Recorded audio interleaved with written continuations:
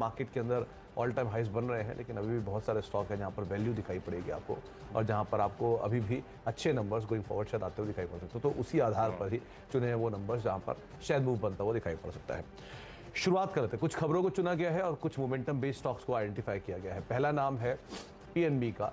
PNB को चुनने की वजह एक अप्रूवल जो पीएनबी के लिए आया है कि अपना स्टेक बेच सकते हैं। स्टेक है यूटीआई एएमसी के अंदर, और इस सरकार की तरफ से अप्रूवल मिल गया है कि अपने इस हिस्से को ये बेच सकते हैं। करीब 15 साढ़े 15 के आसपास परसेंट के आसपास इनकी हिस्सेदारी है यूटीआई एएमसी में। ये स्टेक को वो ऑफलोड करने की तैयारी कर सकते हैं। और पीएनबी वैसे भी बैन से बाहर हो गया, अच्छी तेजी के अंदर ऑलरेडी कामकाज कर रहा है। पीएसयू बैंकिंग बास्केट की तेजी, कई जानकार कल जो हमारे साथ जुड़े थे शोज में अलग अलग, वो मेंशन भी कर रहे थे कि पीएसयू बैंकिंग बास्केट की तेजी अभी शायद कैरी फॉरवर्ड रह सकती है। तो उसमें उन्होंने पीएनबी, बीओबी, केनरा, ये कुछ नाम थे जो एफ एंडो साइड पर चुने थे। और कैश मार्केट में भी कई सारे पीएसयू बैंक के अंदर तेजी देख रहे थे। तो मोमेंटम भी है प्लस न्यूज फ्लो भी है, तो दोनों आधार पर आप इसके ऊपर नजर रखेंगे। दूसरा नाम जो मेरी तरफ से चुना गया है वो है यूनाइटेड स्पिरिट्स का।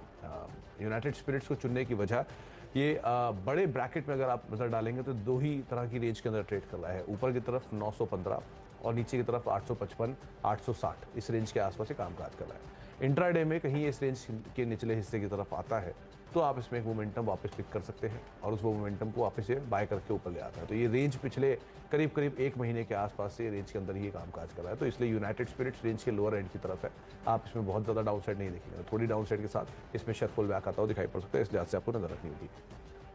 तीसरा नाम जो मेरी तरफ से है वो है सीजी पावर का। एक लंबे अंतराल से स्टॉक के ऊपर नज़र तो रखी हुई है, लेकिन अदरवाइज ये स्टॉक साल के ऊपरी स्तरों पर बंद होता हुआ दिखाई पड़ा है।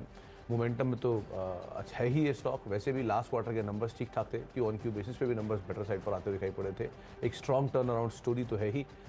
एक और न्यूज़ फ्लो ये भी है कि कंपनी के जो पेरेंट हैं उन्होंने एक और कंपनी के अंदर एक्विजिशन किया। पेरेंट यानी कि ट्यूब इन्वेस्टमेंट की तरफ से एक और एक्विजिशन होते हुए दिखाई पड़ रहा है इसी स्पेस के अंदर।